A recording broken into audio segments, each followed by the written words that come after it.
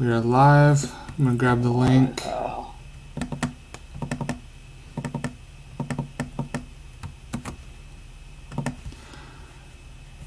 put it in our card Discord, so hopefully Phil or Ross or Matt or someone will hop in the chat. Yeah, that'd be cool. I don't use Twitter much anymore, so can't really help you out there, but...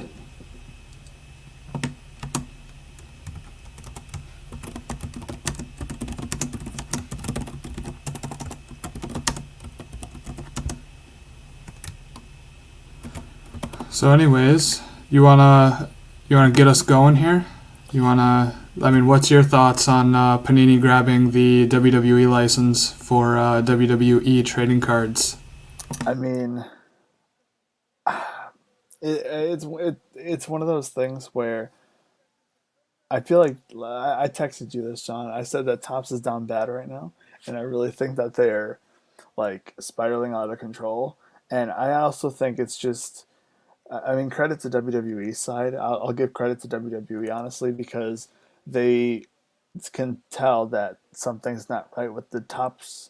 You know, Topps just doesn't care. I feel like we felt that for a long time. Topps just really doesn't care about the WWE cards. They cared more about the baseball than the WWE. And then last year, like Finest, I liked Finest. I really liked Undisputed. Chrome was okay. I just didn't like the design. Chrome this year's design is like it's good, but it's just like repetitive. So I feel like for a long time it's been one of those things that like WWE just doesn't care as much about, or I'm sorry, Topps doesn't care as much about WWE than they do baseball. Well, you lost baseball, so okay, maybe they're gonna put all their efforts into WWE when it comes to cards, but apparently not. And starting as soon as next year for WrestleMania, we're going to see Panini, WrestleMania, or WWE Prism, and all the other products that Panini releases. So it's interesting because not only do you have Panini coming over and trying to revamp the WWE card line because it seems like wrestling cards are kind of slowly making their way back into like a mainstream setting, kind of like the other sports have. But at the same time, on the other side, AEW and Upper Deck. Now, I'll let you go in a second here, but I just want to say that February 2020, right before the pandemic hit, there was a big little like card like thing at my friend's shop, Top Shelf Sports Cards, Top Shelf Breaks. Shout out to them. Panini came to the shop that day because they were in town for something. And so they had like a little like party, like they had like giveaways and it was like a trade night thing. And so one of the Panini reps, I went up to him and I was like, you guys need to look up AEW, All Elite Wrestling. And I think that you would be good to do AEW cards. WWE, they're doing really bad things with Topps cards, but I feel like you could do a lot of good things with AEW cards. And so one of the other Panini people came over and they looked, they're like, okay. And so that in my head, I was like, it's confirmed. Like, AEW is going to Panini because and I even like tweeted, I was like, if Panini gets AEW cards, like you heard it here first. And did I put them in the right direction to like a WWE? Did they already have this planned, over a year ago? I don't know, but I mean, shout out to me for breaking the story. Sean, what do you think about this? You definitely turned Panini onto something. I will admit, I think Upper Deck's going to make a strong case with the AEW line. We can always see that.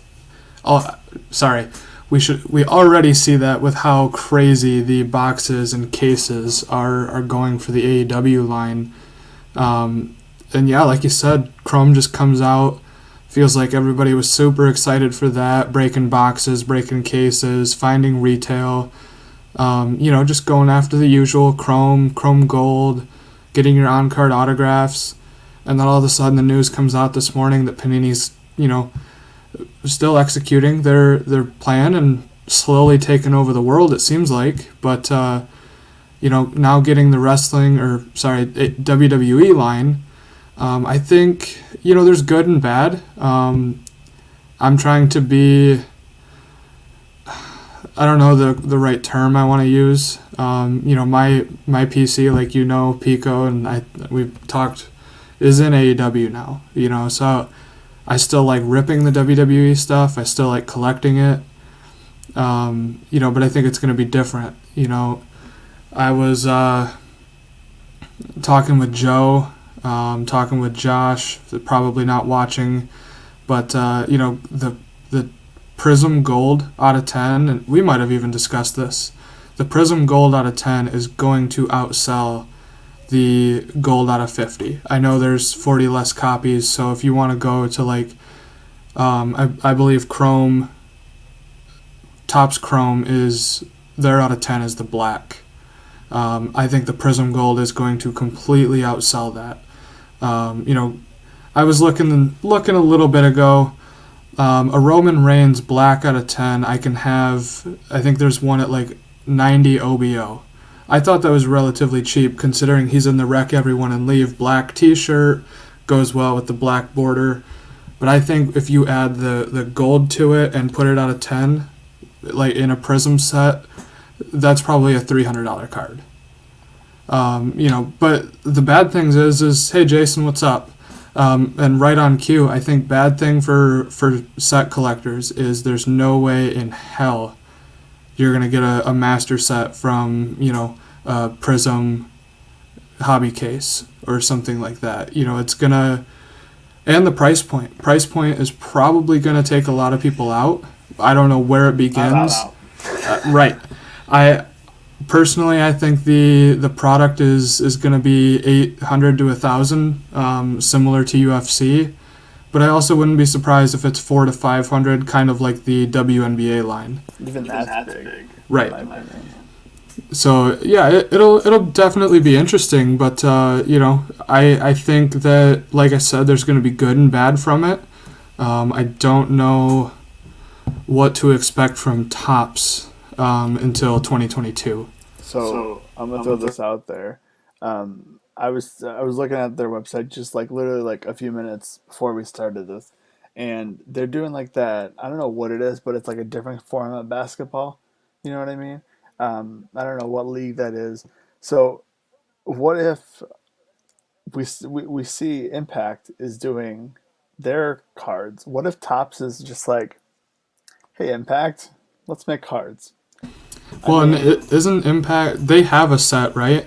They do, but it's they make it themselves. They make it themselves, and it includes one autograph, correct? Mm-hmm. I mean, yeah, I can't see Topps getting into that game because I don't think there's enough there. But what else they gotta do?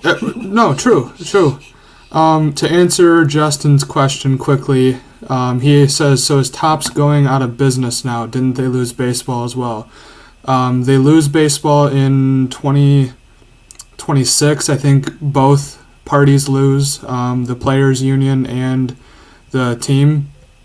Topps still has other lines. I don't know where they go from here now losing WWE, but they still make some soccer. They still have Star Wars. They have Garbage Pail Kids.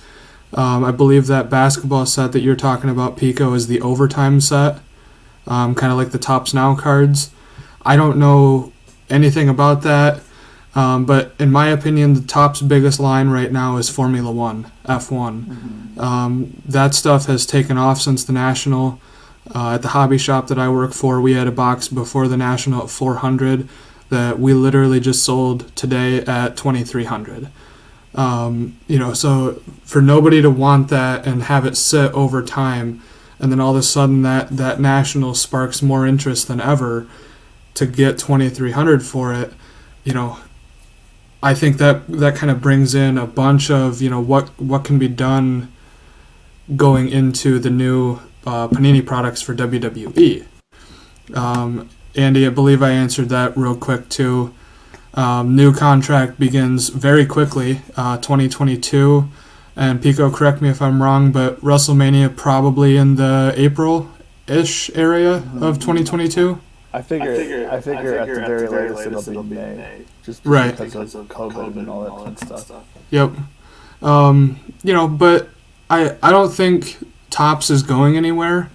And rightfully so. We still don't know what's going on with Fanatics and when they take over.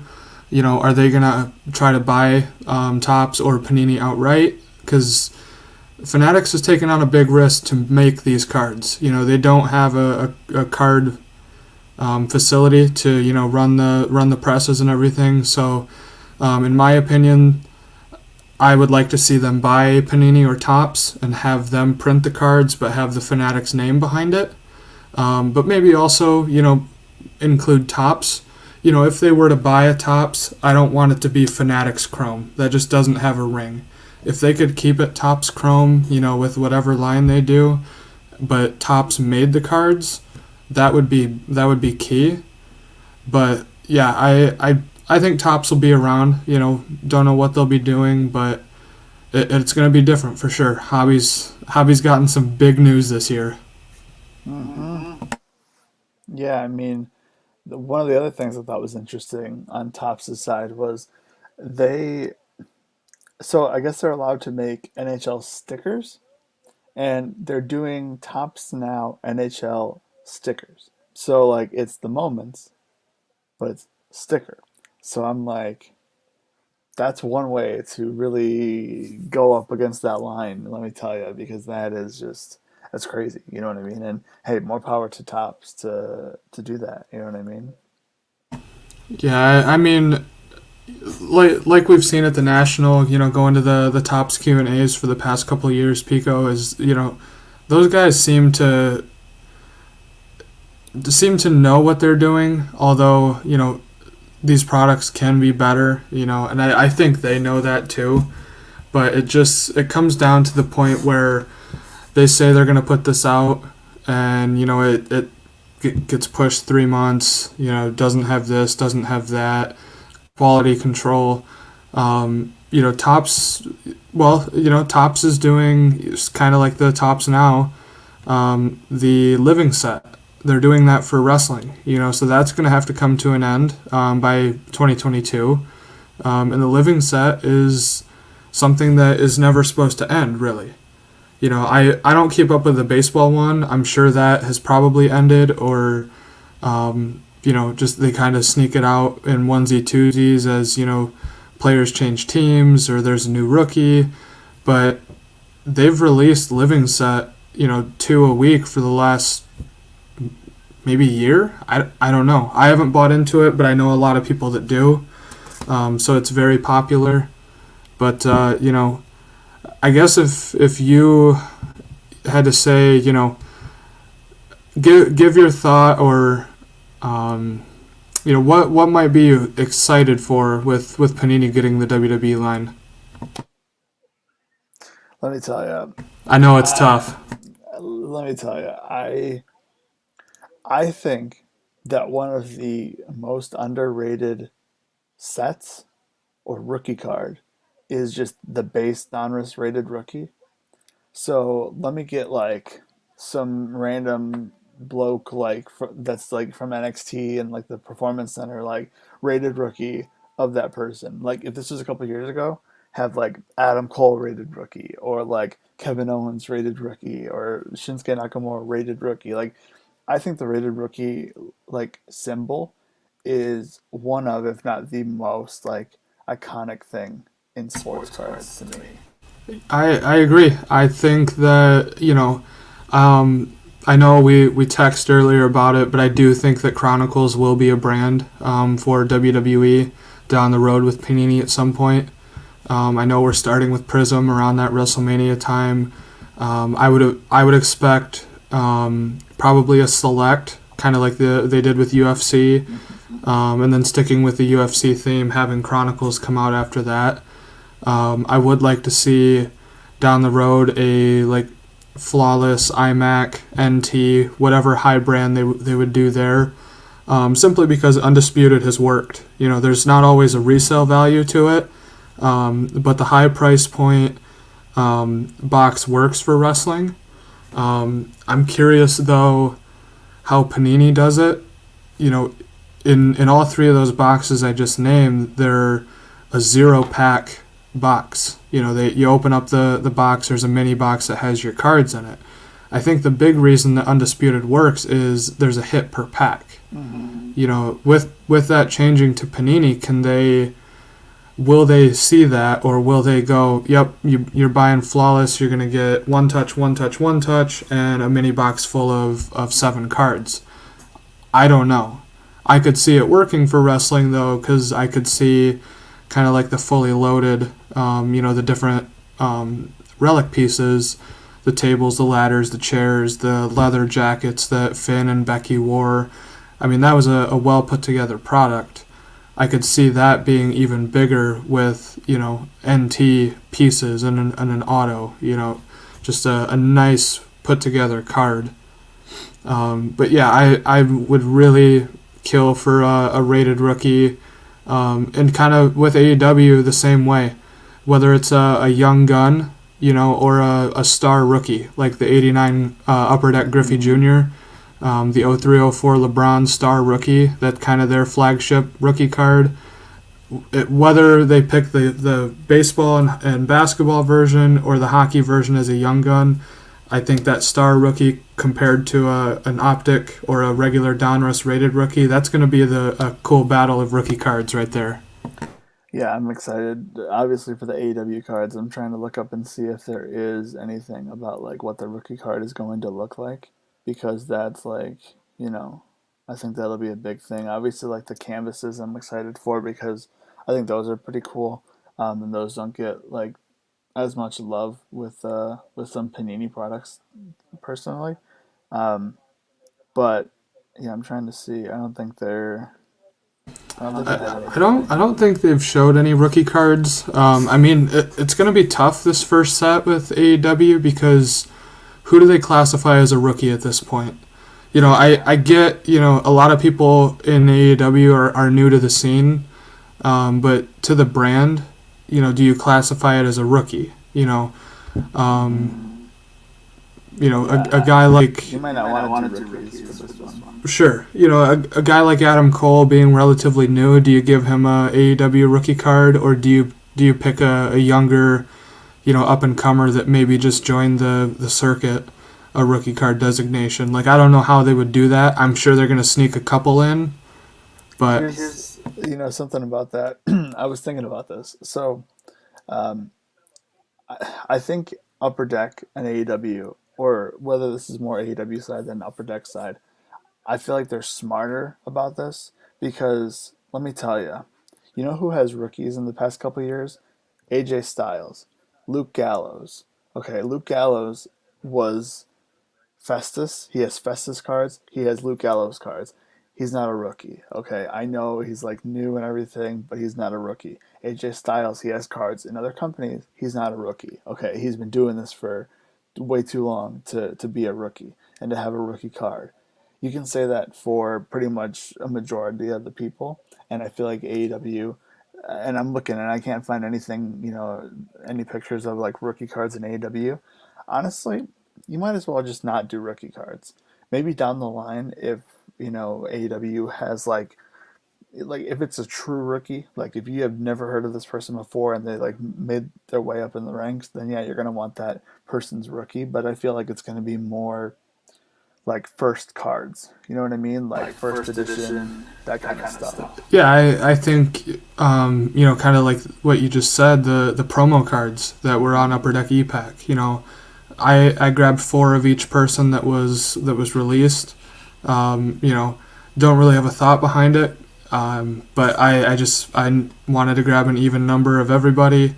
Really hoping to get down the line with Ruby, since they all kind of debuted around the same time, but just didn't work out. And I know Chris Carlin is working on some other promo stuff, after DMing with him a few. Chris Carlin, my dude. That's right. But yeah, I agree. It's just tough to give the designated rookie cards. And, with Topps doing it there for a while, you'd get a first NXT, kind of like, in my term, a baseball fan, a first Bowman. Mm-hmm. And then when they made the majors as, the WWE brand SmackDown or Raw, they got their rookie card. I like that they changed it in these past few sets to where you're just a rookie card, whether you're NXT, Raw, or SmackDown. Mm-hmm. I prefer that better because I've always thought of NXT as its own brand, not a minor league. Mm-hmm. I mean, I feel like that. I feel like it transitioned because I think at first it definitely was like the developmental, like when it was the show on the network that no one really knew about. 100% it was not a third brand. It was like SmackDown, Raw, NXT. But now I feel like NXT is upline for the past couple of years. You know, ever since moving to USA Network, it's been categorized as like, well, even before that, like going back all the way to that Survivor Series that we went to the NXT like before, like that weekend in 2019, like that, like it was starting to be its own brand at that point even. So I mean, yeah, I kind of like the rookie like as is. At first, I liked the first NXT, but now I kind of like just rookie across the board. Yeah, and that's the thing, you look back at like 2015 Tops and Tops Chrome where you had, Alexa Bliss's first NXT, that did extremely well out the gate and still does. I think the base are, if I had to guess, 25 to 40 bucks in that range. The refractors and all that are going to be pushing 80 to 100. And I know a guy up in one of the Facebook groups that I'm in tagged me in a Raz for the Alexa Bliss first NXT Chrome Auto, and he's trying to get 10 spots at, or no, 100 spots at $7.50. So $750 for the card. Wow. But if you look on eBay, the last three comps are $850, $950, and $1,099. So he's on the low side of all of it, but I think he realizes if he listed on eBay, he wouldn't clear that 750. So he's doing a good job on being both sides of the totem pole there. But yeah, then you transition into, was it 2017 Tops that Bliss had her rookie card in with the rookie logo. So you get the 2 years difference there, obviously from NXT debut to SmackDown debut. Again, that one did well out of the gate. I've got a printing plate of the 2017 Tops one. Eventually would like to get it signed by her, but that's probably $250 card as a printing plate. So as they transition there, they still have value, but as a if it's just a Prism rookie that all the demand is for football and basketball, if it's an Optic or Donruss rated rookie, if it's the Star rookie or Young Gun, I think whatever form that Upper Deck and Panini chooses to do, if they do any rookies out of the gate in the first place, I think that they're going to be competitive on the market. I think just this change, from a Tops branded rookie to that, Star rookie, rated rookie, whatever, is going to be big because this is gonna bring in a lot of people that just collect first year. That first year Prism for football, basketball, baseball. You can't get a first year Brady Prism base for under $100. I mean, you probably could if it's truly damaged, has a scratch on it or something. But the LeBron, the Brady, the Trout, even like guys like Aaron Rodgers, the not lesser tier by any means, but lower tier than Brady, they sell. So I think once you get this first year Prism, let's just go with Roman Reigns since he's the head of the table. I think a base card could potentially see a little bit of increase as you get these people collecting Prism specifically because they're basketball, baseball, or football buyers. I mean, I don't know. It's gonna be hard because, like, first off, like with the release, I definitely think that Panini just has to go rookie because their rookie logo is so iconic now, in my opinion. So I think that just needs to be rookie right off the bat. When it comes to like, I don't think you're going to be paying like $100 for like a Roman Reigns base card of Prism. You know what I mean? I don't think out the gate. I think as, over time as this stuff dries up, people are going to look at that as first year. If, and the base is a bad example, but I think if you go to like 2014 Topps Chrome Wrestling and try to find a rock, again, base was a terrible example, but if you try to find a rock, let's just say a common refractor, I think you're going to spend $40 to $50. I think the atomic refractor, I've been buying up some rock stuff, truthfully. With Ruby out of the WWE, haven't been into the weekly shows as much, but I've been trying to find something else to keep me into the WWE a little bit. And obviously ripping helps, but I've been picking up some rock stuff on the side and just kind of looking at some of his old top stuff. I mean, for a guy like me, it's not untouchable, but it's getting to the point where it's like, how much more can this go up? Yeah, and not that I'm buying it to resell down the road, but I'm like, I want to be safe with it. Is it gonna go up? Is it gonna go down? I think if it went down, I'd probably be happy to have it still, but at the same time, like, I don't want to completely, take a loss on it. But I think guys like Rock, Cena, Taker, even Triple H and guys like that, you go look at their 2014 Topps Chrome stuff and it's crazy. I mean, the refractors and all of that. Yeah, I think the big names. I think the big names is like a no-brainer. I think like if I'm Panini, I'm guaranteeing that I have like Rock, Stone Cold, Undertaker, John Cena, like the big names that people are gonna come want to like random basketball fan over here who buys first year Prism WWE has never like watched WWE in the last 10 years. Maybe they did when they were a kid or something. Wow, here's an Undertaker. I remember Undertaker. Nostalgia kicks in. Oh, look, it's The Rock. As someone who just watched all the Fast and the Furious movies, like, I agree with you. I've literally been looking at Rock stuff recently because I think that if you're going to pick one wrestler, and not, like, Stone Cold Steve Austin, I think to me is, like, one of, like, he's, like, probably number one in the WWE, like, in the wrestling world. But when it comes to WWE branching out, I think you have to collect Rock because I think he goes between sports, he goes between entertainment, and he goes between just life in general. Everybody knows who The Rock is. Yeah, and I mean, if he gets into politics, that's game over. I mean, his stuff is literally going to be untouchable. Whether he gets into politics at all, if he becomes the next president, that stuff is going to be insane. My Topps Chrome case, I sold a couple cards to Jason. I sold a couple cards on Facebook.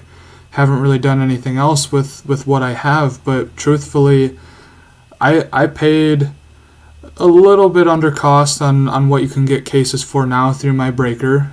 Shout out Mikey B. But I don't even think I got $150 or $200 out of that case. And I think it was just a bad case. I love Chrome. It's been breaking well. Two Girls, One Box Break on YouTube here. They've got a breaking page on Facebook.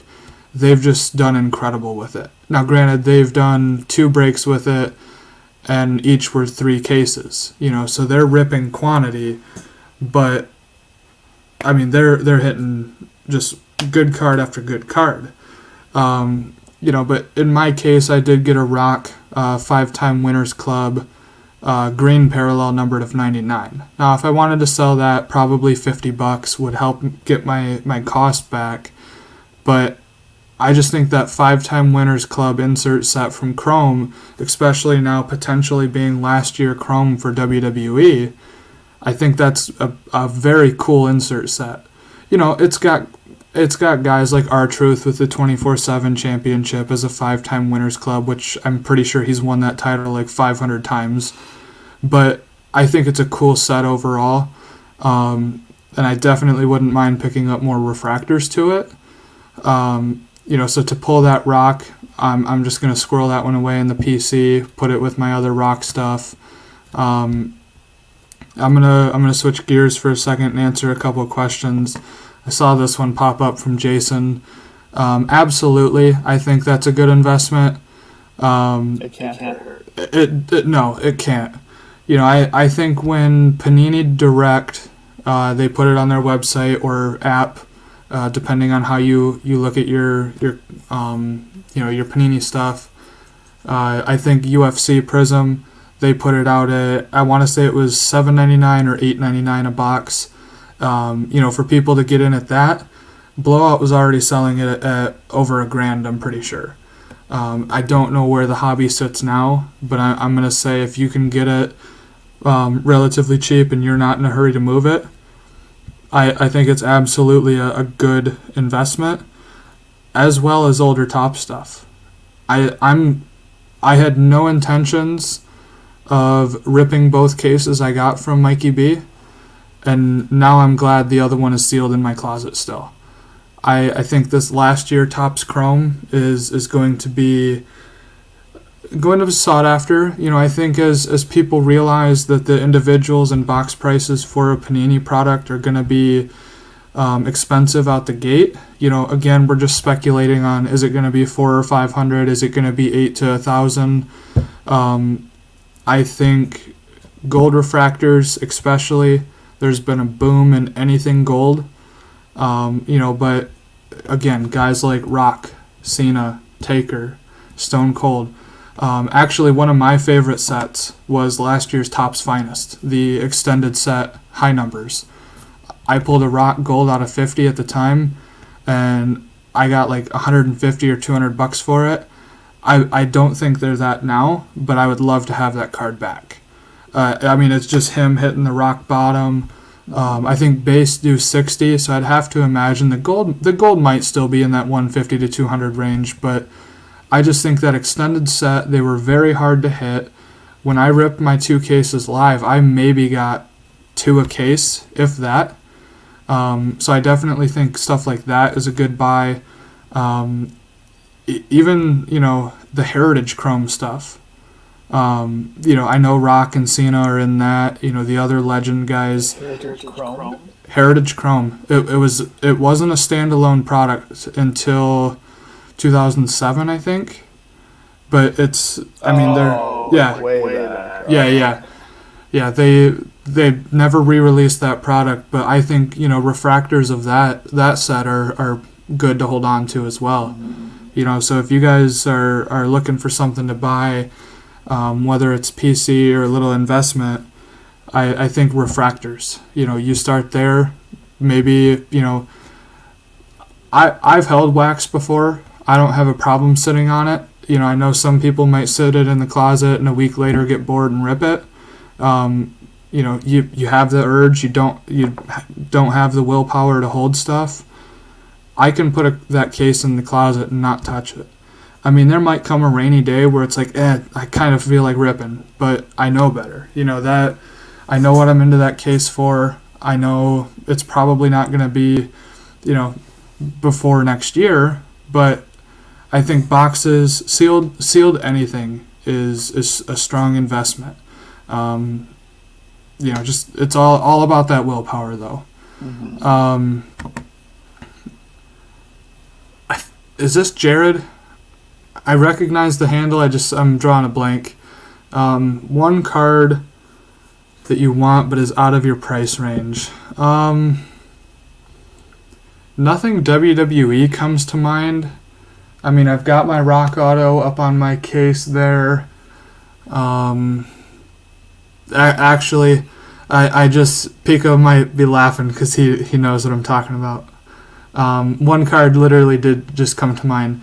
The Ruby Riot Superfractor from this year's Topps Chrome is out there on eBay, and if the guy's watching this, I'm not going to say anything bad. He's got it way overpriced. I know the Candice LeRae Superfractor Auto did $1,000, but I found out the guy that bought it pulled the Johnny Gargano Superfractor, so he wanted to pair them. So he admits he way overpaid for it, But I think that set the bar to where they think that they're going to get 1,000 or more for autoed superfractors. And I'm sorry, but Ruby Riott just ain't worth it. I know she's in AEW now. I know she's, blowing up. But I'd say she doubled. I think her being there, like her last Chrome, she's in AEW now. Whatever the price would have been, probably maybe close to doubled it, but I don't think 1,000 is anywhere close to what it was. Look, I think that's like a $200 card to me. You know see, what I mean? I was willing to pay $400 for it, and I won't get into it. I had Joe make the offer for me, and $400 was auto declined, so the guy is just nowhere in my ballpark. Mm-hmm. But as much as I want it, and it's out of my price range, I don't want to spend that much on a Ruby card because I know there's other things that I can buy for the PC and be just as happy with. Mm-hmm. Or buy something to sell later down the road and be more content because I'm making money at the same time. Jason, I don't think it's the same guy that has the Baszler. They're both in Pennsylvania, but I'm pretty sure it's two different eBay guys. I do know that I had bought from that seller apparently. So that was interesting to see because I had no idea. But that's a little much. And honestly, I think the Rock Superfractor should sell for 1,000. Ruby Riott, not so much. But that's just me. But we were talking about the Rock stuff. I definitely am gonna go look at some of this year's Chrome Rock stuff because if it is the last year Chrome, look at what the last year Chrome did for in 2015 when that was the last year. That stuff got really popular. Here's another thing.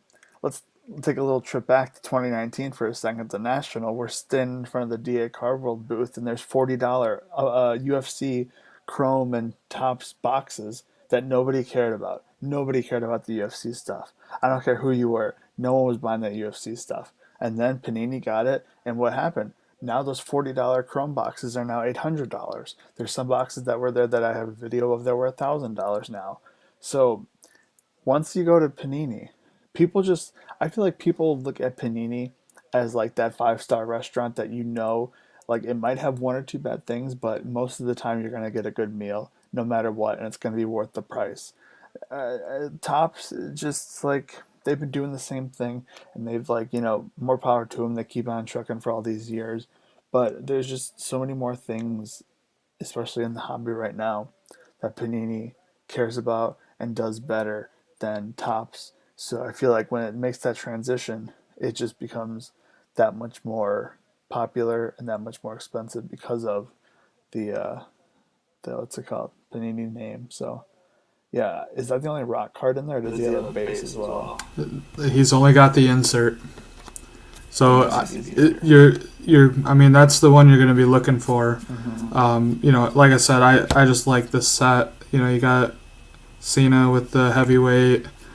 Even Orton, I think, should do pretty well. They should have put Cena in there, they should have had when he three different cards or something. One picture is a 5 with him with the spinner belt, and then another 5 with the current belt or something. Yeah, I don't have the full set. It's definitely one that I haven't seen a lot of, so I don't know if these guys are in there multiple times. So a couple of things that came to mind. I want to know two things for potential Panini WWE. Will there be action shots with a background? Is it going to be just a photo of, so I'm going to use the Becky Lynch, for example.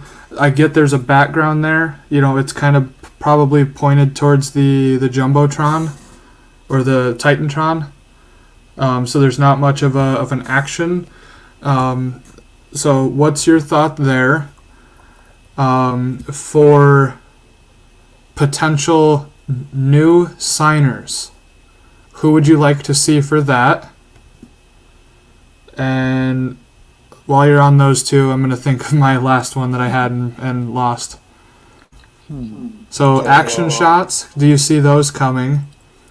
Oh, the last one was, does it stick with the 2020-2021 basketball design, or since it's 2022 product, do they start a fresh Panini Prism design? I was thinking about that last question there because for some reason they just love this design of this prism this year. It's not bad, I don't mind it. It's pretty good. It's just like It's definitely not my favorite Prism design, but I like it because you can tell centering right off the bat. oh, big time, yeah. But I'm looking at Panini, like football from this year and past years. I think if I feel like it won't be like you'll be able to see the person. I feel like that's the one thing that Topps does a little bit bad is that some of these action shots, it's like it's a lot Alexa Bliss doing like a dive or something, and like she's like a tenth of the card and you can't even tell who the card is of. But I think Panini does a good job of highlighting the player, and if they have to blur out that background, they blur out the background, but what the card is. So I definitely think that you're going to see some action shots. It's just not going to all be. I mean, like take a look at UFC. There's some really good photos. You know what I mean? And they like I don't know. Like there's so many good opportunities to take good photos, especially with wrestling. You have so many different options with like different moves and different angles and whatnot. I remember I had a card once like Topps Action of Hornswoggle underneath the ring, and he's like reaching out. Like that's cool. That's like a simple thing, and that's majority like it's just a picture. You know what I mean? Like there's no real design to it. So that's another thing.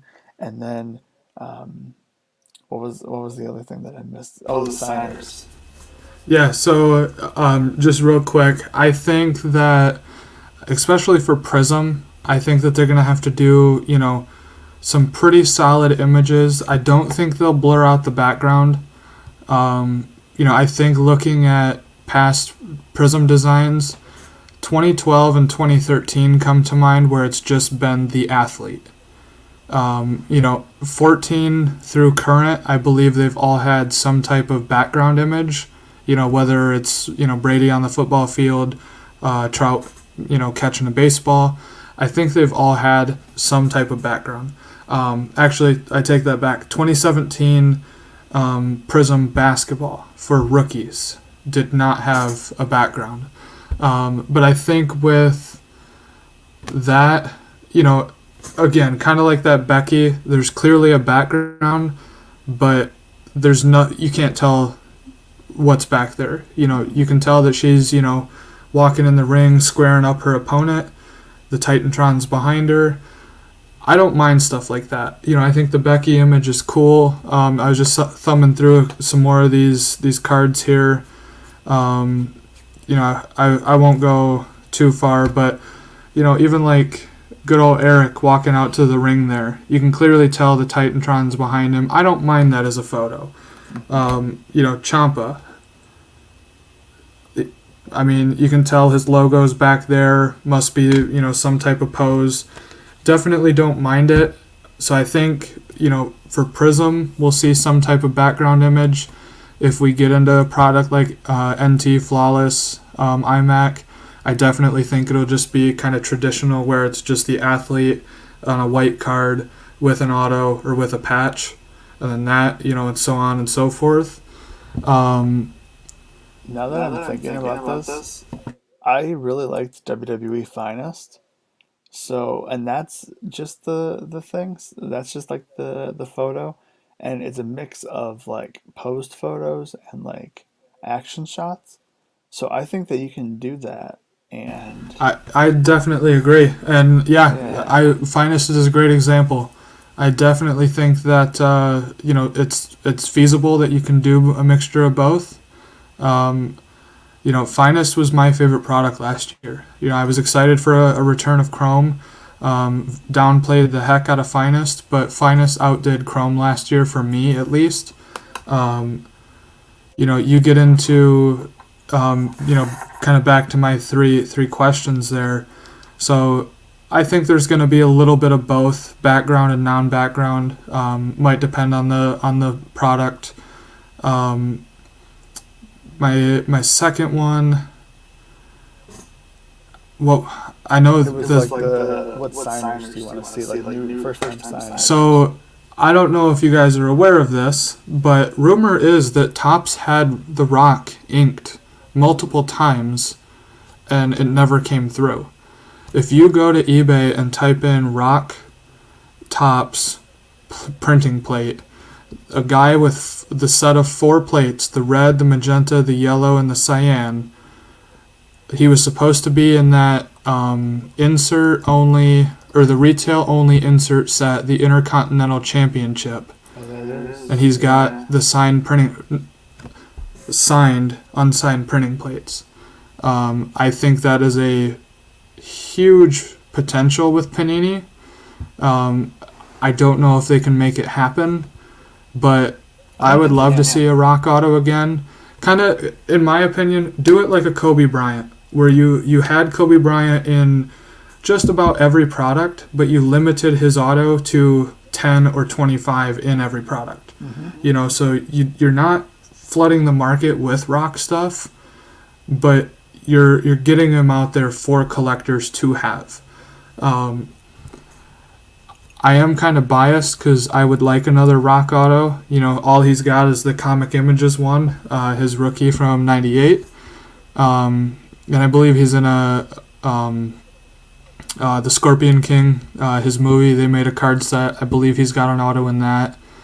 But I don't think it would hurt his value much, just because with how popular he is. Going back to what you said, Pico, that everybody knows who The Rock is. Whether you're football, wrestling, pop culture, political, everybody knows who Dwayne Johnson is.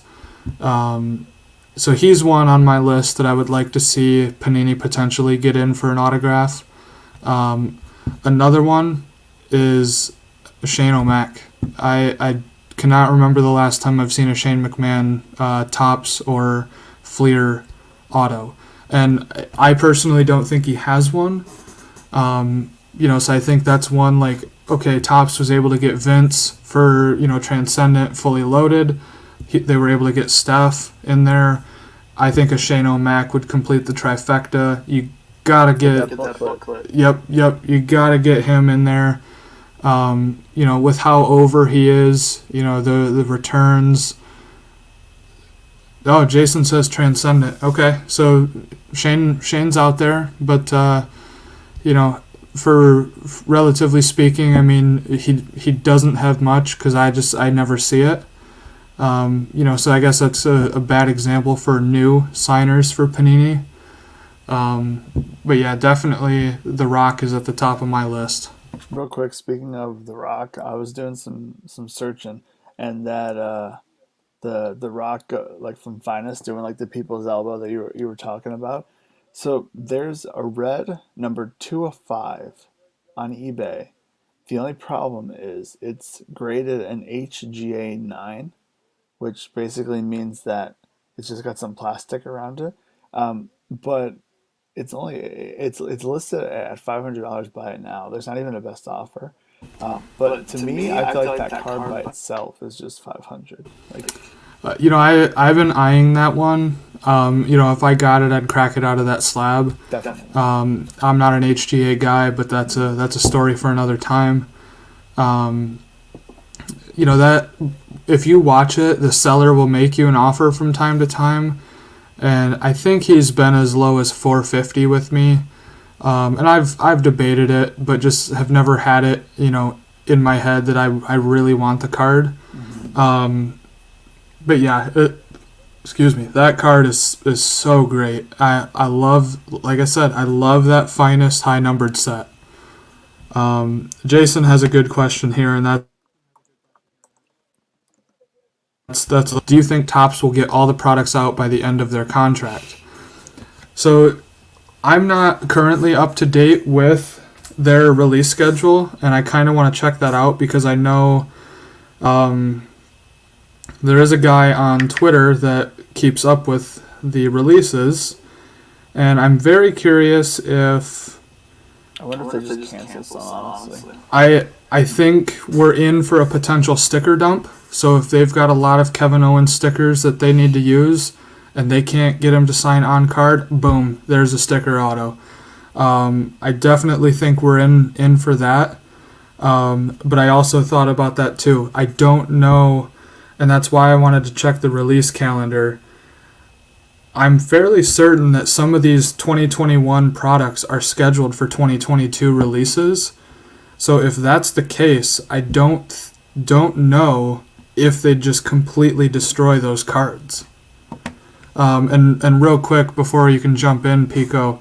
So the current release schedule as of 10/22/21, so 4 days ago, is Transcendent on the 5th of November, Women's Division on the 17th, Heritage on the 24th, Undisputed is also slated for the 24th, Finest on December 1st, AEW on December 8th, Fully Loaded on December 22nd, and then we do have 2021 WWE Topps flagship set scheduled for 2/9 of 2022.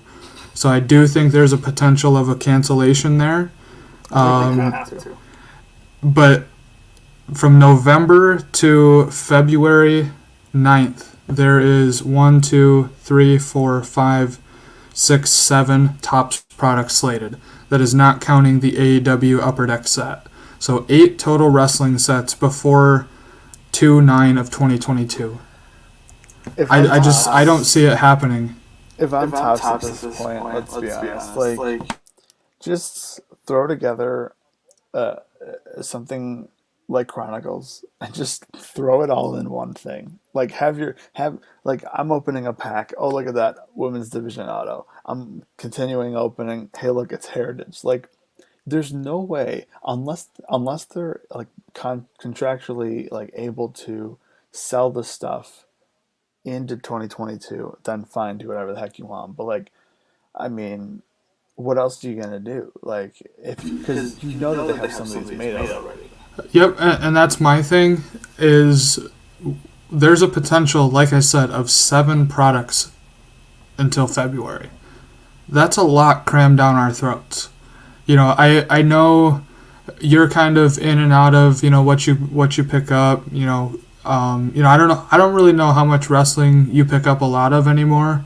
I know you ripped a couple of Chrome Blasters, maybe 1, maybe 2, I can't remember. But, that's a lot for wrestling collectors, and especially if you rip all these, that's a lot of money that you're going to be tying up into 7 releases from Topps if they cram them down our throats. I definitely wouldn't be surprised if there's a contractual obligation that as soon as it turns January 1st, 2022, they can't put any more out. So I would have to imagine if they don't have if they don't have live cards back in, either A, they become a redemption, 2, if they have a sticker, I should say B, B, if they have a sticker in the house of, say, Bailey that is not going to get signed, they can slap a Bailey autograph sticker on the card and insert it into the product. That way they can get it out quicker. I don't know what's to come of that. Personally, the releases that I've been looking forward to are Finest and Heritage. I absolutely love Heritage, the 1990 Topps baseball design with the classic Frank Thomas rookie. I think the No Name, if they did that error in this product, would have been awesome to chase. That's a question that I don't know if they can do. That's a lot to put on Topps themselves, and they're going to ask a lot for collectors to buy their product when they know, hey, as soon as it turns 2022, you're out the door. They have to they have to have a plan, right? Because you have to know, unless this is like an Adam Cole WWE contract situation, you have to know that like the contract is coming up, right? Like you can't just be like, oh yeah, like by the way, like we just lost this. Like did nobody write this down on the calendar? Like that would be a classic Tops WWE moment where they're just like looking at the calendar and it's like, hey, you know our license ends on December 31st, 2021, right? We need to figure that one out. And they're like, oh, just kidding. Like they went to Panini. So like I mean, you know, if you worked at least one day in any company, you know that they have like some kind of plan. So they definitely have to know what's gonna happen and know what they can and can't do. So, Pico, I think you mentioned this before we came on live, but I think you said you haven't been on Twitter much recently. I don't know if you've seen. I think it was maybe a week ago at this point. There was a tweet in the wrestling card community that went pretty viral. Somebody backstage at one of the venues found Bailey's 900 count box of all her cards that she was supposed to sign and was therefore trying to sell them. So that, to my mind, means Bailey's not going to be in several of these products. So Tops, I personally think Tops can sneak a redemption in there for other Bailey autos that they might have from past sets. I think that would be very Bush League of them. We've done it But before. yes, I think they've done it before.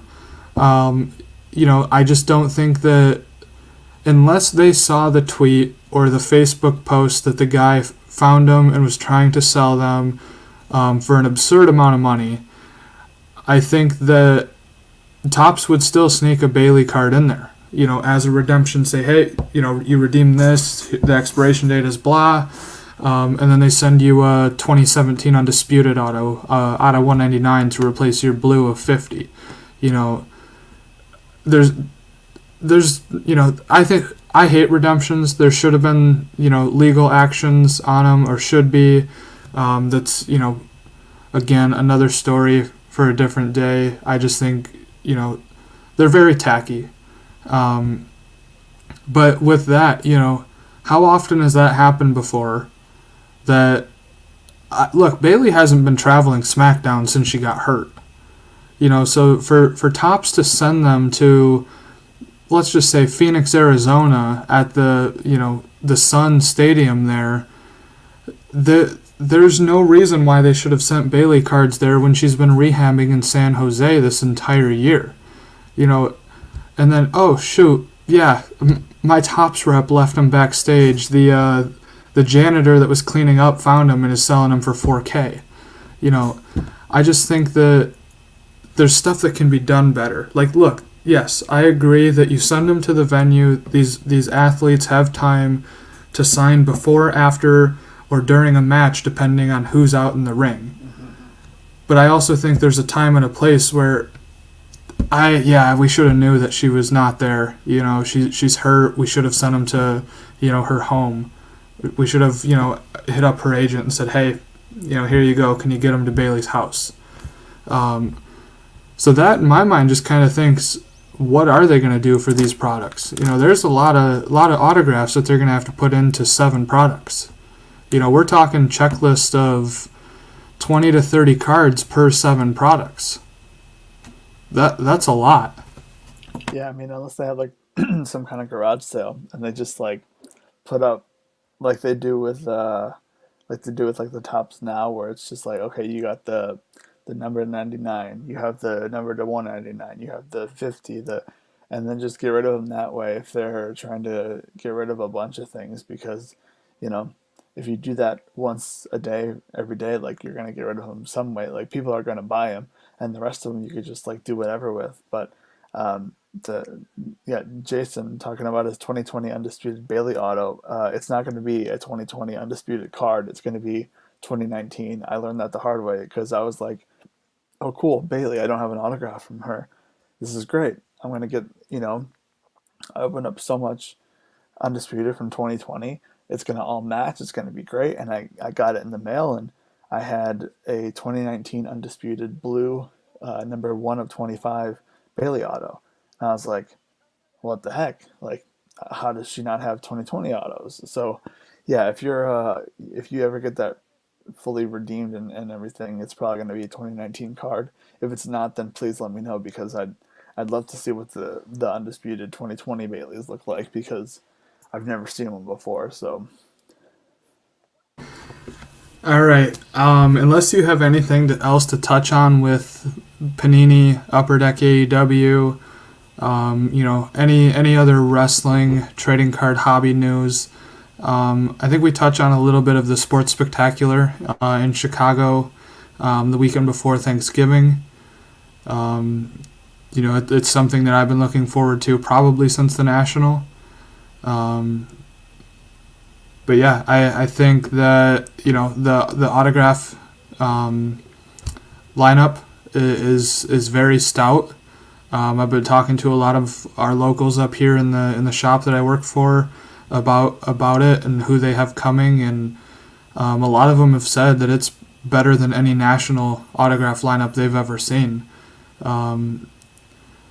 So it's definitely interesting. Peyton Manning, probably the headliner. Charles Woodson, Michigan boy. Chuck does a lot of signings up here, but it's generally only for his liquor, his wine, his whiskey, whatever he's dropping, and he'll only sign that bottle or that brand of stuff. He won't sign Packers or Raiders or Michigan stuff. So I think we're gonna see a lot of people down there for autographs. The TriStar Pavilion, Fitterman, they brought a very, very deep lineup in for this show, and I think it's going to be a good time, whether you're there for that or cards.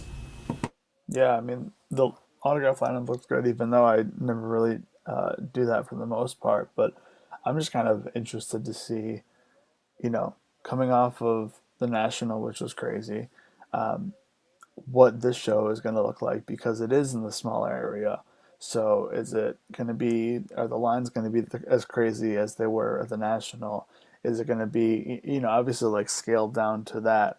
But I mean, the last one was, which I think this is the first one that they're having since, because the National happened and then, They actually snuck one in September. So I don't know if you were aware of it, but they did a 3-day show that Friday, or it was actually Saturday, Sunday, Monday. So it was the Monday Labor Day. And I had a couple of friends go to that show, and they said it was just awful. really. The venue was maybe a quarter full, and there were just no vendors. And look, I think the people that run that show got greedy and said, look, we didn't get to do our final one last year. We want to sneak one in right after the National and then do our normal fall and spring show. Plus the autograph lineup, like I don't remember who was really on that one. I'm sure there were a couple decent autograph signers, but Big show. oh yeah, it was wrestling based. Yep, you're right. And with this one, I was hoping that there would be some wrestler that I wanted to meet, but they just haven't announced any. I did grab tickets the other day, so Friday I'm doing the sneak peek, so that gets me in 2.5 hours early, and I can stay till show close. And then Saturday, Sunday I'm doing general admission. And Sunday I'm also going to meet Vladimir Guerrero Sr. There's a trading card back in 2016 Bowman. A few years difference there. That had, the family ties. So it has both of them, Junior and Senior, on it. I have Junior signed from when he was a lug nut. So I've been waiting for the opportunity to get Guerrero Sr. on it. And they actually discounted his autograph from 100 to 79, and his inscription also went down. So basically I can get an auto and an inscription for his old price. So for $100 I can get both instead of the one. So I'm going to have him finish the card and add his Hall of Fame date on it. And then, probably drop it off with Beckett or PSA while I'm there. But yeah, I think this show has definitely got a bigger opportunity to be a better show than the Labor Day show. Labor Day is just a tough time to do shows, whether you're a small local show or a big Chicago show. There's a lot going on. But yeah, I think with all the hobby news, it should be an interesting show. I always love Chicago. Brings out some interesting things, whether it be deals there, people that come, or just the fun after the show. I think with the wrestling news today, though, I wanna look at Wax. I wanna look at if any singles come out of the woodwork. You don't often see a ton of WWE, but at the National, I think we saw a lot more than normal. And I'm curious with the news today if people are going to be holding it back for the swing in 2022, or if they're going to, I'm going to put this out, see, because it's tops, I want to get into Panini stuff now. So it should be an interesting show altogether. I'm just excited to go to another show, especially after the National. I had a good National, and I'm excited to take that into this show because it is going to be smaller, but also there's been a lot of cards that I've looked at, and a lot of cards that I've purchased in the past couple of months between, since the National, that I think a lot of people aren't going to be looking for, especially some of my Kansas PC that I'm trying to continue. One card that just came or should be coming in soon. I was looking into the 2016 Optic, and I found out that Joel Embiid, his first Optic card, is card number 1. So I was like, okay, that's interesting. That's good. So I found a PSA 10 of the base. I looked it up. There's barely any graded. The pop rate or whatever is between 15 and 30, I think. So I was like, okay, and now I'm watching a refractor or whatever, a prism. And I mean, if people are going crazy over first year stuff, first year Optic, card number 1, someone's going to be looking for card number 1 of first year Optic. And there's a lot of cool, there was a red, a red prism or hollow, whatever, of Joel Embiid first year, and it looks cool because the card already is blue, and then you add the red with the 76ers logo, and it just it looks really sweet, but it's so expensive. And then also fast forwarding to this year's Optic, Devon Dotson, who's on the Bulls, he has tons and tons of Optic rated rookies. So I'm excited to go through those dollar bins and see what I can find, or find some bigger cards. And that's what I like, because on eBay you can search and you can do best offer for until you're blue in the face, but in a show not a lot of people care about the ones that I care about, so it's fun to talk with the people and see what I can get a deal for and whatnot. I think with this show too, and that stout autograph lineup that they're bringing, I would imagine that we're going to see a lot more people down there for autographs than for cards.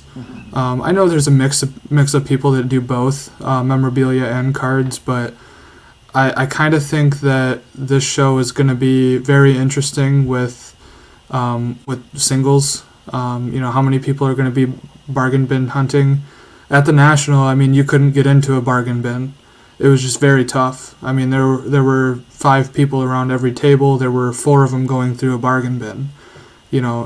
I'm definitely intrigued by that aspect of the show and what comes of that. But I definitely think with a guy like Peyton Manning headlining the Saturday, I'm pretty sure Mike Tyson is headlining the Sunday. But I think that Bo Jackson's going to be there, so it's going to bring out a lot of people to get some pretty hefty autograph autographs from these guys. But yeah, I think cards are going to be not forgotten, but a little bit less desired because of all the celebrities and athletes coming in. Mm-hmm. I wish they would get a wrestler, by the way. I mean, that's where I met Taker, for God's sakes. I know. I think about that a lot and how I should have like left work early to go meet Taker because now now it's going to be hard to meet him. I think, but what was I going to say? Uh, there is something interesting about that. Is Saturday Sunday is it's the weekend before Thanksgiving. The following Wednesday after that is AEW in Chicago. So I mean, if people are staying the week or whatever in Chicago, you could get a few AEW people. I don't know, but that See, sounds like I think I think Jason left. I see his comment that he was taken off, but him and I were talking about that, and I think with TriStar and with Fitterman, a lot of the guys that they can bring in are the guys that are Hall of Fame, that are no longer working with a specific company. Like they were the companies that brought out Ric Flair and Hogan to the National. mm-hmm. Obviously, I don't think they need to bring them back out because they were just in Chicago. Jason said this to me. They were just in Chicago for the National. They don't need to be there again. Hogan and Flair always draw a crowd, so I think it would be busy for them. But I think if there was any person that they could get, they need to do something different. And with AEW being in town, I'm surprised they haven't gotten anybody. Mm-hmm. If they could get, Daniel Bryan, Punk, Omega. I mean, it would be so cool if they. I'd be game for any wrestler. I just, looking back at not even the year that you and I were down there, and I met Taker. They've had other wrestlers there. Not just looking at the last one too, where it was Big Show that headlined the wrestlers, but I think that they're kind of missing that that niche for the wrestling community down there in Chicago. Yeah, I mean,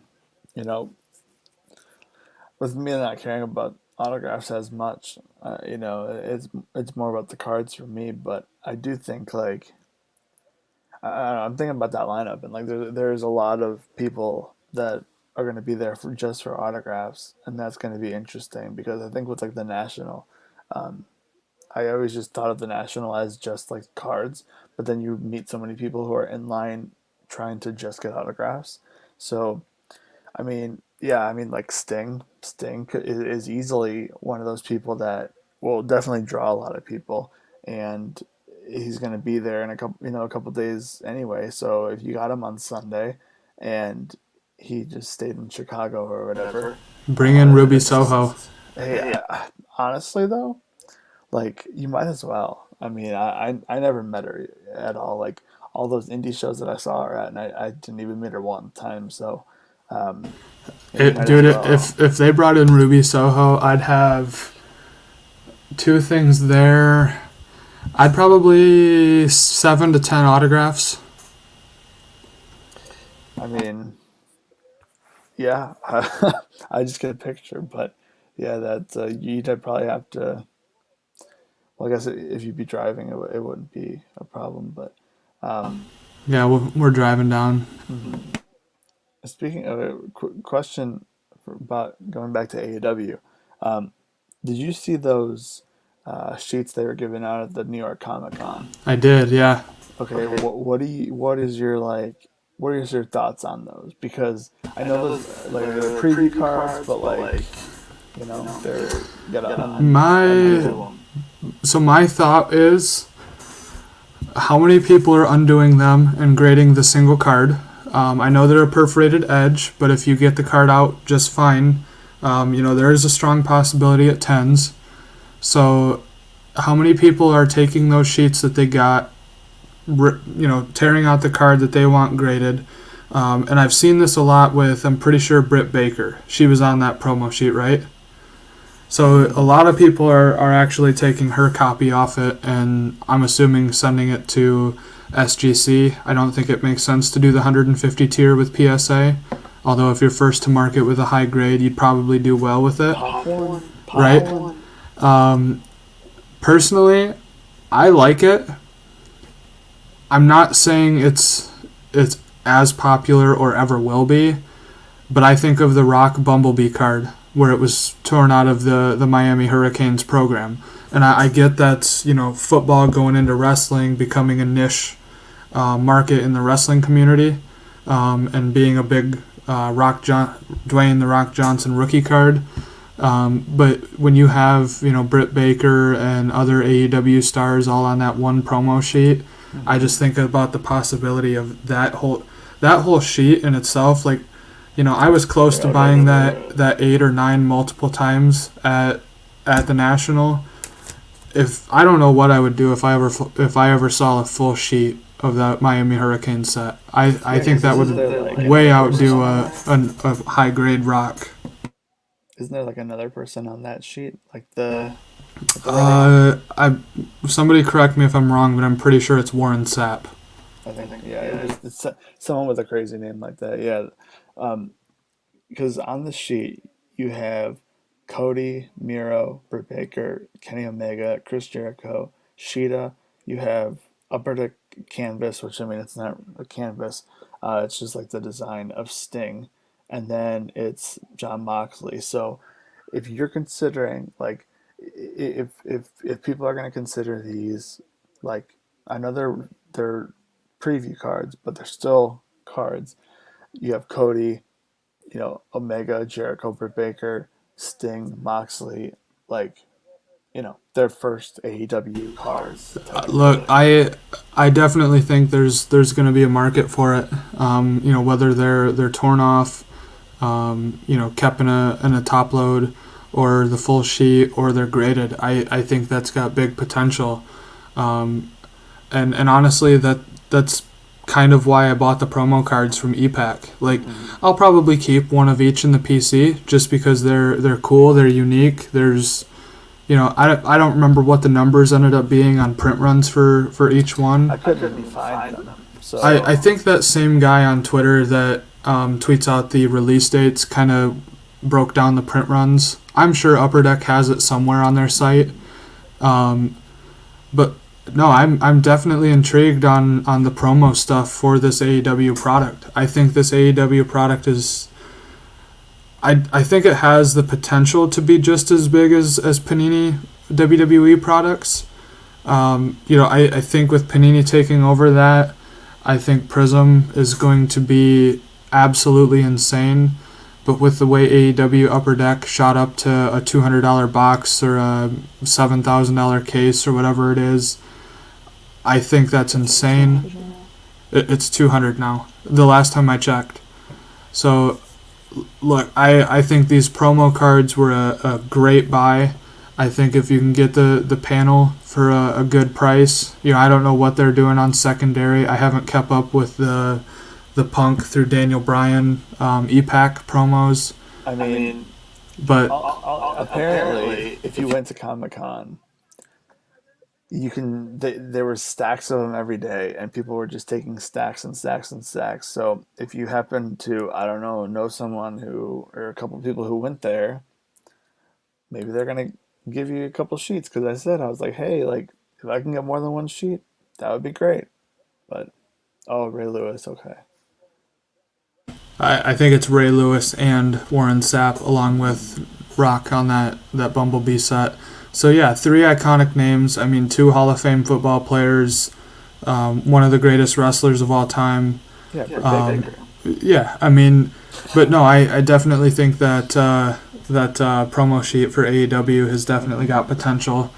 And there's a lot going around on social media. I know a couple of guys in the Facebook groups that I'm in have cycled through a few, whether they, gifted them out to their buddies or have sold some off. But, I didn't know anybody going, and, I'm close with a few people in the Facebook groups, but I just don't like asking people to do me favors.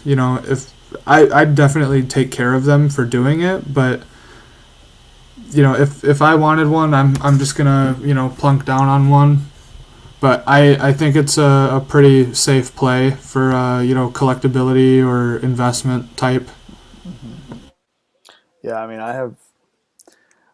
have 10 Punk preview cards because I think one of them I want to get signed and then eventually send to like get it authenticated with PSA, because I think that'll be cool to have the first card for AEW being CM Punk, doing the whole like you know the whole what's it called, like tops now type deal. Um, so I mean, it would just be, there's just a lot that surrounds it. So that's why I bought 10. I also think that they were at like a good price point because like for 9.99 a card is a little bit much, but the $5-6 it's not too bad, especially when you're buying them like in bulk essentially. And like with the Bryan Danielson and the Adam Cole cards, I got two of those each just so I can have two of them, because if they ever do become real popular and I need to sell one, or if I get one graded and then keep one raw or whatever. So I mean, I'm happy with my 10 Punk ones. I wish I can get them as physical copies already, because then I'll know that I actually have them, because right now they're just stuck into the stupid e-pack thing. Um, but I want to get a lot of them graded, and Is this lazy? Is that the Punk right now? I think so. I think the last time Pico and I talked, they were around the 50 mark. Yeah, I wouldn't be surprised if they're still there. it's just e-pack too. It's not even a physical card yet. I know. I keep waiting for the calendar to turn to November and ship all those home. I can't wait. It's gonna be I don't know how much they do for what the shipping deal is, because I don't think I ever like I haven't done that. I don't think I ever did it, but I know my buddy did when it first came out, when e-pack first became a thing with like the hockey cards.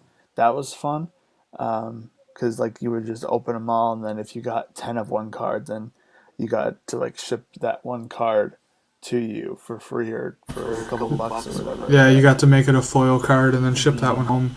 I did a lot of e-pack back in 2015-16 when McDavid was coming out, chasing him and Larkin and Jack Eichel, and it was fun. And then, so I never shipped home directly using Upper Deck's platform. And I know when Chris Carlin had to come out and clarify that these weren't just digital cards, that he had to say that ComC does the shipping. So I'm assuming whether you send them to your ComC port or just use the direct shipping from Upper Deck, that either way it's ComC handling it. But in the past, when I've used the Upper Deck ePack platform, I've just switched everything to my ComC port.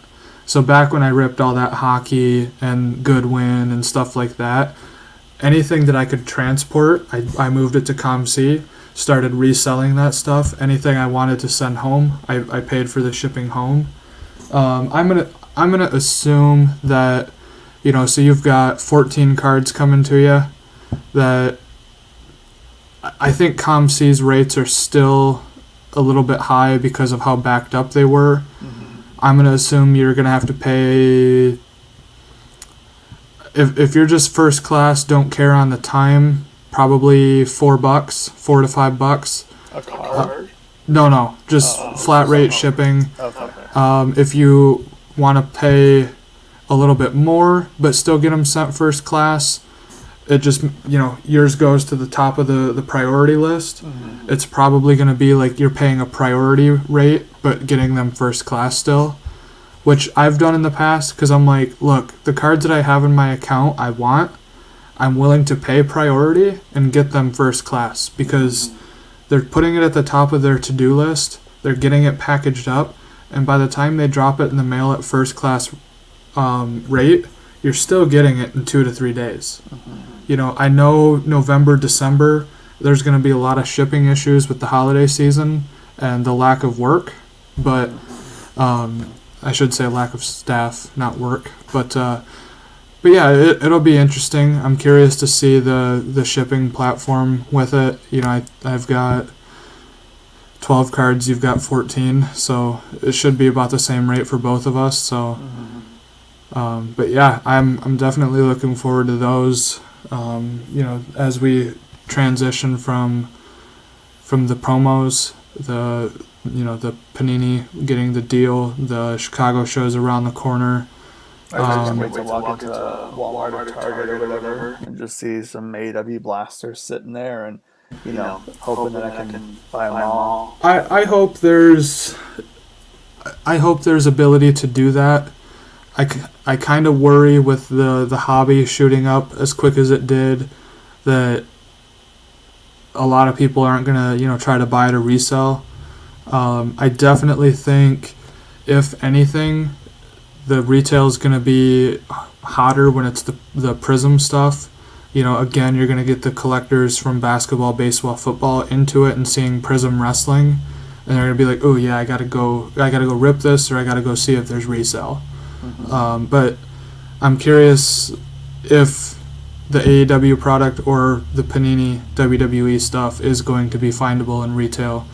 But I mean, it's a good start seeing Chrome out there. I haven't been grocery shopping in a while, but I've seen some Chrome wrestling out there. I feel like it's going faster. Yeah. Because I haven't seen it since I found it at Target like early the week before it was like released. It was like they had the blasters there. I bought one, and then I went to Walmart literally like hours after they like released the stuff, and I didn't see many WWE Chrome. So I actually haven't seen them at a Walmart by me, but most of the Walmarts have them in the cigarette tobacco aisle. So not a lot of them out for accessibility. There was a Walmart that I stopped at on Saturday that had a ton of Chronicles Draft Picks basketball, and some other stuff. But I passed on. I have no interest in ripping sports right now. But yeah, I've seen it at Target, and I didn't have interest in ripping the retail, but as we get deeper into it and the potential of refractors to do well, I might start scooping some up. That way I don't rip that case I have in my closet.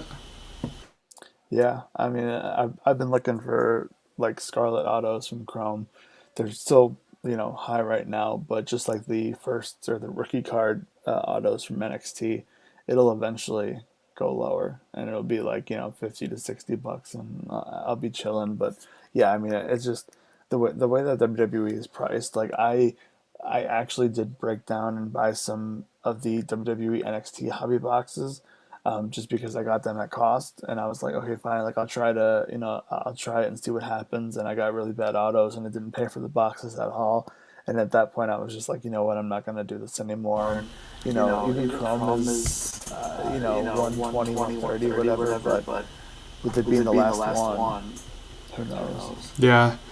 No, we have a pretty full case of NXT at the shop, and we have not been able to move fully loaded either. Every box that we've sold has been very bad out of the fully loaded case. So I mean, it kind of is like there's got to be something good in there, but with how bad I did personally with my 2 cases of fully loaded, I just don't have interest in ripping it. But the more I see like Cesaro base ladder relics and AJ Styles matte relics that are base coming out of that, I'm like, okay, there's got to be a Vince McMahon auto in there. There's got to be a Kiss auto. Yeah, maybe my Ruby 1/1 Kiss auto is still in there, because she's got to be just a 1/1 at this point, if she even has one at all. But yeah, I definitely think it'll be an interesting swing. Hopefully retail for both sides is out there. I think, like I said at the beginning of our live tonight, it's going to be very interesting on how true collectors handle the shift. The let's just call it $400 to $1,000. Whether Prism comes out at, we have no idea. That's hard to justify for a true collector. we're used to 75 to 100 and a quarter boxes for Topps products. Recently, Mostly in that 75 to 90. But I think it's going to be different. And Jason, I know you're a big, you master set for, every set that comes out. Player collector with Shayna. I'm the same way with Ruby. I build sets every now and then if it's a product I like. It's going to be different. I think AEW is kind of in the same boat though with the hits. The autos are going to be broken down into tiers. I would imagine there's going to be a couple decent ones in every tier, but I think the harder ones are definitely going to be. The bigger ones are definitely going to be in the harder tiers. But with AEW, you might not even get an auto in the hobby box. So you're going to pay $200 for a hobby box, and you're going to get no autos at all. You might not even get a relic. You can just get a bunch of base. Yep, could very well be like the Series 1 and 2 hockey, where those are based around pulling Young Guns, pulling the High Gloss number to 10, pulling the UD exclusives number to 100. There's going to be a collectability standpoint for AEW, but I think a lot of people are planning on buying it and throwing it in the closet. Yeah, I think there's going to be more people that have sealed, sealed stuff for the first edition stuff than there are going to be people opening it, because it's just, why should I open this if it's going to be worth more in like 5-10 years because it's the first edition? I mean, if my breaker hits me up and says he's got AEW, I don't expect a great deal on it like he usually cuts me for other product, simply because he can probably get more just selling it on the secondary market. But two, if I'm able to get it from him, it's going right in my closet with my Chrome cases. Yeah, I mean, what did Lazy say? Shifting focus away from autos. Yeah, that's the one thing I thought of, where it's like all the cards are going to mean something now, because not only are they like the first cards of all these people for the most part, it's also, like first edition, and like, or not first edition. It's also just like you don't get many autos, so the cards are like going to mean something. The numbered ones are going to mean something. Inserts are going to mean something. So, yeah, I mean, it's kind of like the way I look at Bowman, where you might not get a bunch of autos or you might not get a bunch of refractors, but you still get like a first chrome, you get a paper chrome, you get a regular rookie, you know what I mean? You have like different options. And that is the one thing I think too, with shifting away from autos, I mean, you look at Topps products and you can name half the probably 3/4 of the checklist before it's even out. You're gonna get Peyton Royce, Billy Kay, Ruby Riott, AJ Styles, Seth Rollins, Cesaro, Chad Gable. There's others that are common to every set that at some point it's throwaway. Lazy, I don't know, you probably came in pretty recently, but I was saying at the beginning of our live tonight that I've sold probably 6 or 7 cards from my Chrome case that I ripped. One of them being my lowest printed auto, Shayna Baszler out of 25 to Jason, and 5 or 6 base autos. I can't remember if it was 6 or 7 cards that I've sold, but I've literally gotten back $60 on 7 cards, because they every person that I pulled just signs in every product. And no offense to Jason, but Shayna's another one. Like, I named Ruby in there because she's been in pretty much every set since 2017, with the outlier of no Undisputed, no Transcendent. But at a certain point, you kind of get tired of collecting it. I still want to collect the Ruby Riott stuff from this year's Chrome, but I haven't had a real big desire to go out and buy anything yet.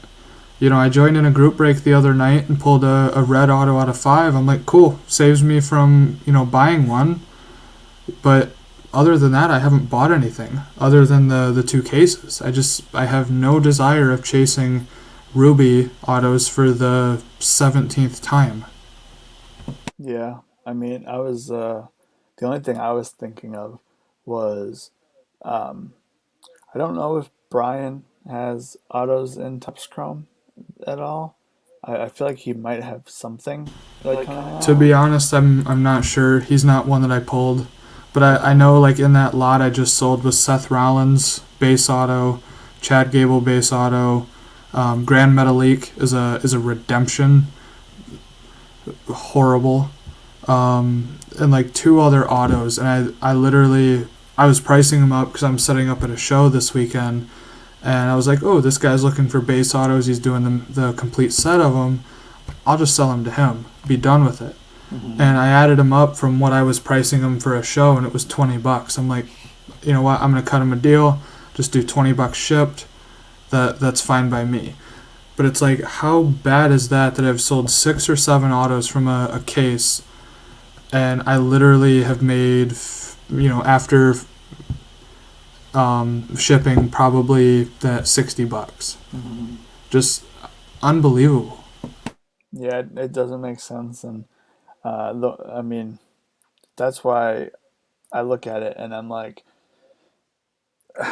why even open a box? Like I understand like it's fun. You get like maybe you're gonna get like a number to 5 or a number to 10 or whatever, like the different parallels and stuff. And I don't know, it just doesn't make sense to me.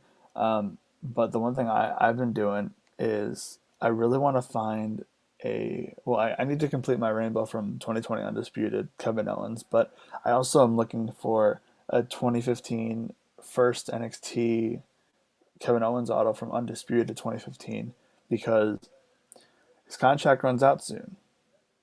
And dude, like I have the I have the entire rainbow of my version except for the gold. If anyone's watching and you find the Undisputed 2020 auto relic Kevin Owens wearing the Fight Owens Fight shirt, not the other one, not the Stun Owens Stun, the Fight Owens Fight, because apparently there's two. I still can't believe he has two. That was hilarious. Dude, like he's the only one that has two, and I'm the one that pulled it, and I was so excited.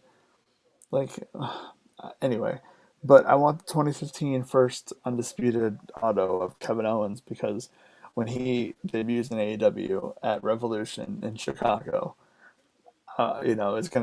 it's gonna be a big deal, and they're gonna get that Mount Rushmore. You're gonna have that Mount Rushmore booklet in Upper Deck Set 3 or whatever. So I my Josh and I went to a couple shows this weekend. We stopped into a hobby shop that was in one of the towns, and he's got a quarter box full of wrestling. And every time I thumb through it, and it's always not like new products, but he always adds new stuff to it. Mhm. And I'm kind of thumbing through to see if there's anything that he added new, and I come across I forget what year it is, but it's the year that Daniel's first NXT card is. That blew up there after his AEW debut. Who? Daniel Bryan. Oh, oh, like the His first NXT one okay. I was like is it 20? 2010, Yeah, 2010 tops. 2009 maybe.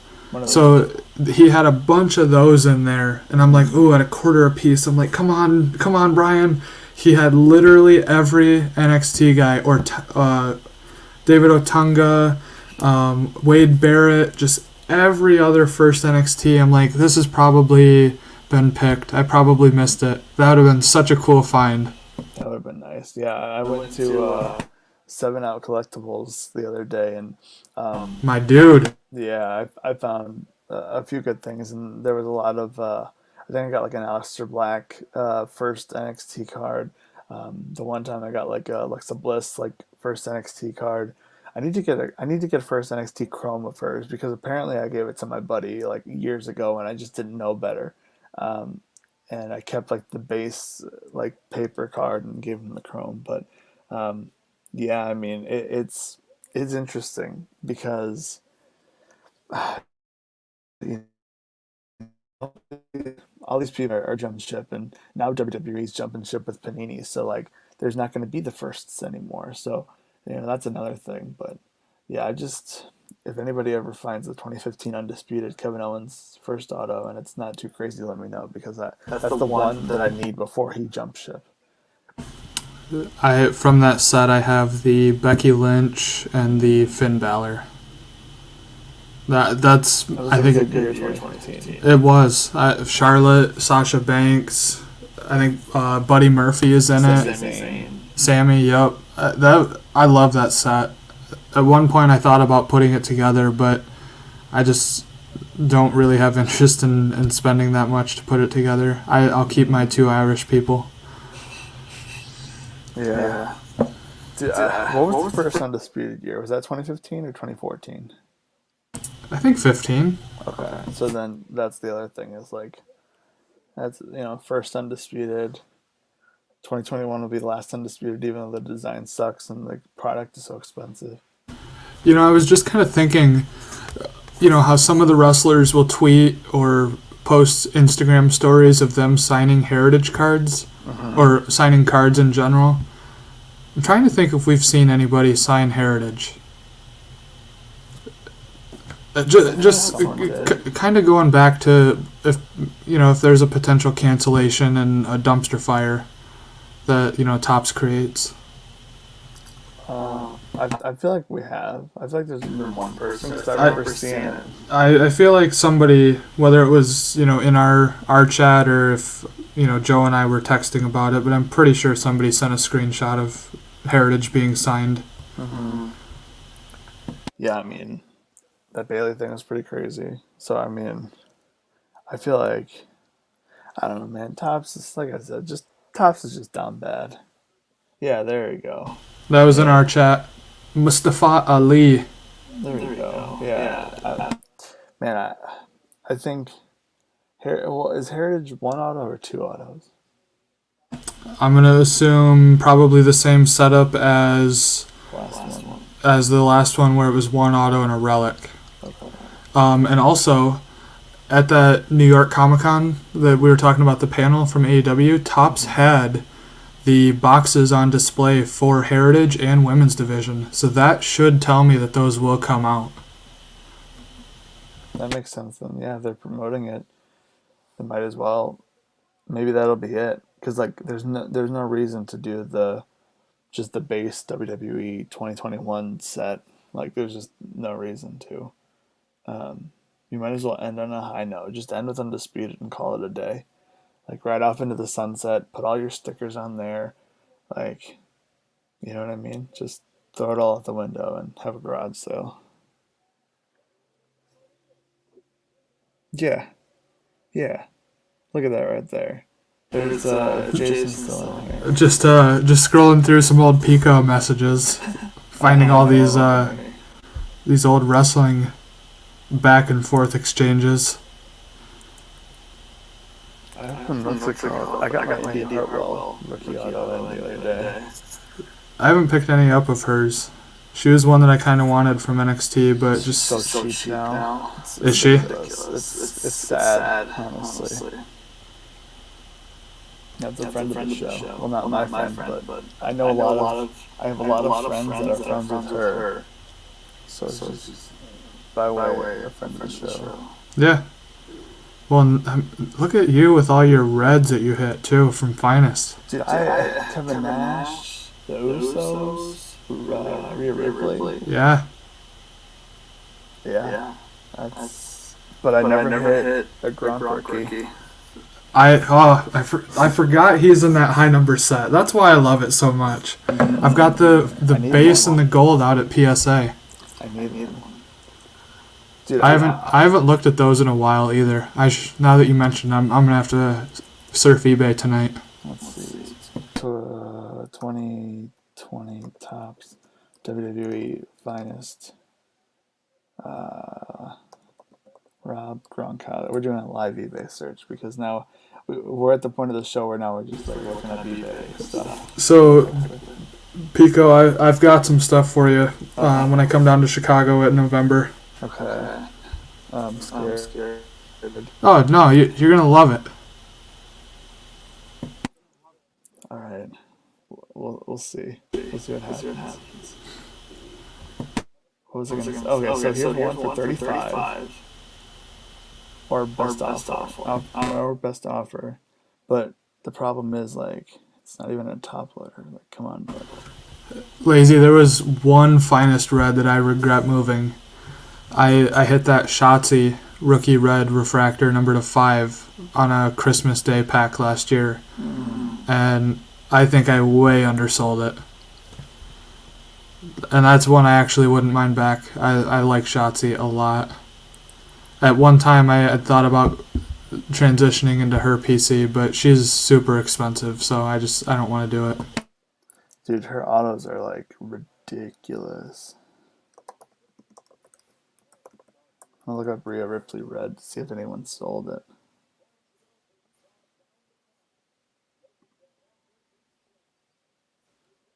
I don't think anyone sold it red. I think Shotzi is just kind of in that, she's got a great personality. She's a decent in-ring worker, but she's a likable person, and her rookie stuff is crazy.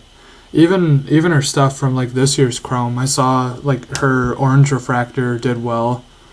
I'm sure her golds are going to do pretty good, but she's got an image variation now, so a couple rainbows to chase there. Yeah. I mean, here's the thing, Lacy. Dude, the only reason I know any NXT person, if they didn't come from the independents, is because I open up WWE cards. Like, I don't know anybody.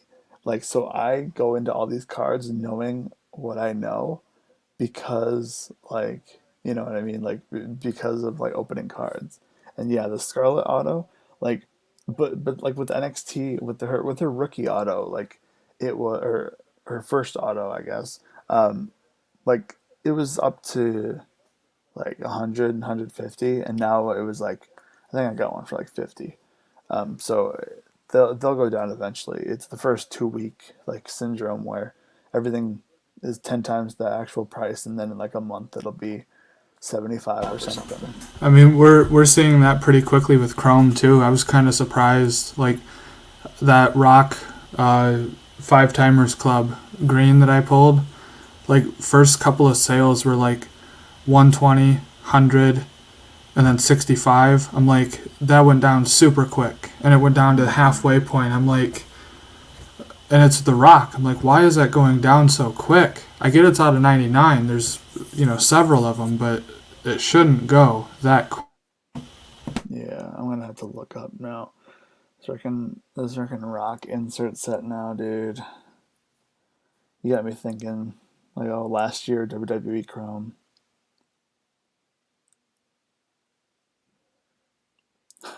Dude, like, that's the problem with Scarlett is like,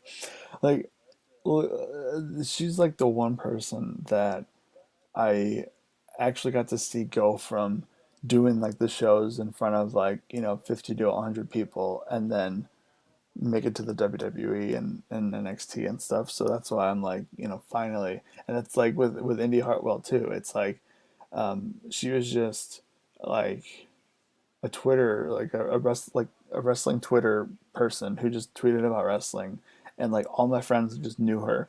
And then she goes to training, and then now she's signed. Same thing with like Aaliyah. Aaliyah used to make wrestling videos back in the day. Chick kick something 218 or 212 or something. She used to make wrestling videos. So I remember the Aaliyah Twitter, yeah.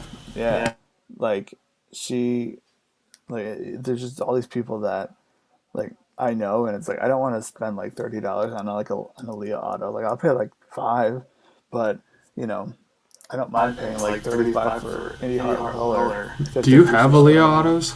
No, I don't have any. Just because it's like I only want to get one because it's for the meme. You know what I mean? Like big time.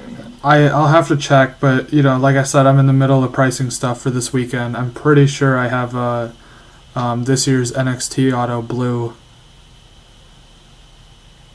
I have no idea what those do, but I'm sure they're not much. No, but I think at that one table that I bought the punks at the National, That guy, like, he had like an Aaliyah for like 15, and I was like, I don't even want to pay 10. Like, I don't want this. I just want it for the meme.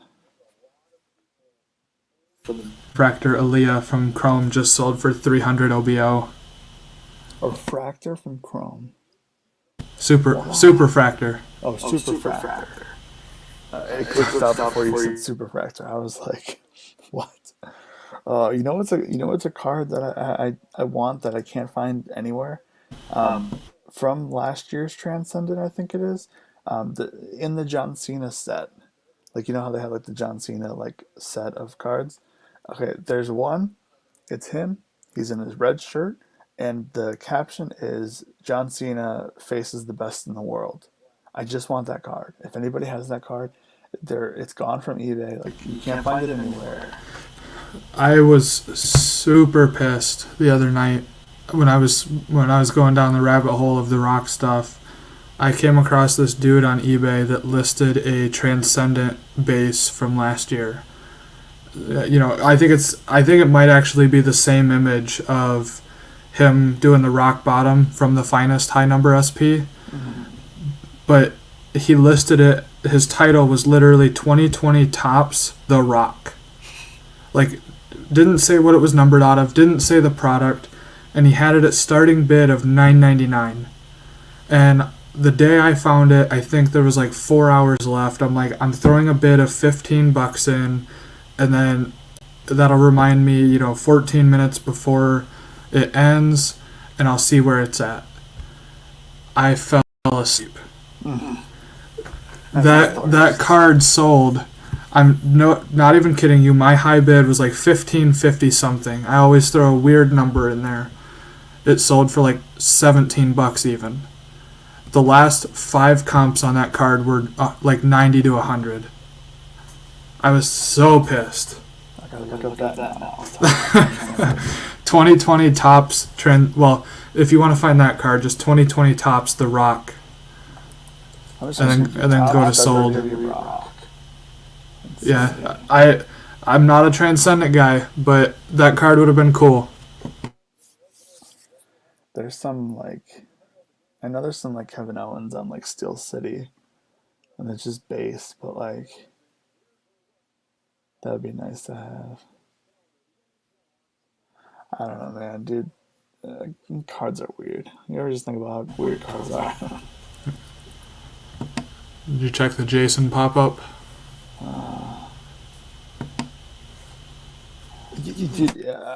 I'm telling you, I've looked everywhere. I can't find the one I'm looking for. It's literally like, I'll try to find a picture, and well, first I gotta figure out how to spell Transcendent. Transcendent, there it is.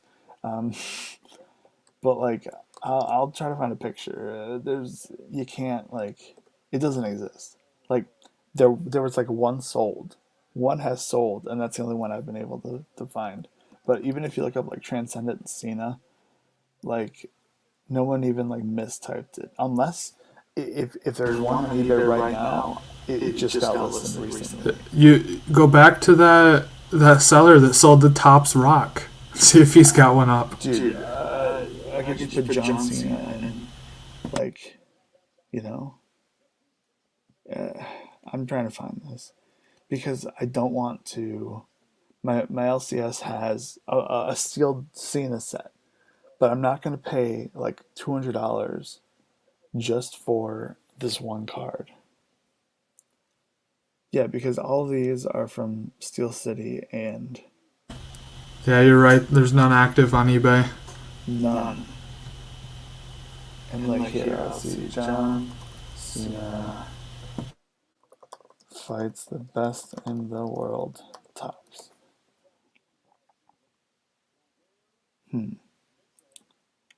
I've seen it one time, and it was a sold listing of Transcendent. I know it's on like it's on the checklist. Like, if you see it on, like, if you look up the Transcendent checklist from this year, it says like fights the best in the world or something. Here, 2020. Is that all your LCS wants for the set is 200? I don't know what it is. I was just saying. I was gonna say because they're like a grand OBO on eBay. Yeah. I just 200 was your first number I thought of. Here, I'm gonna look this up to find the actual name. John Cena.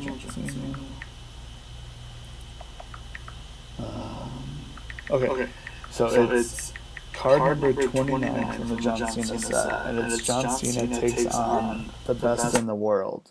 And then in the back it says Money in the Bank 2011. I'm almost positive, like, it doesn't say anything about CM Punk. So it's just the best in the world because, tops. So I haven't, maybe if I type in the code on eBay, like the number, maybe it'll come up. No, it's just pants. Try John Cena and then the card number. Let's try that. Maybe somebody else doesn't know how to spell transcendent. Possible. You get that a lot too. Yeah, because I don't know how to spell transcendent either. So. All right, we're almost 2 hours in.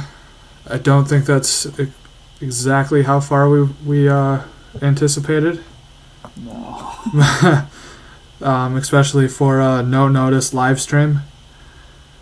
But I guess since we're here, why don't we just do a final conclusion of Panini grabbing the rights, everything we talked about, AEW Upper Deck, Chicago show. What are final thoughts?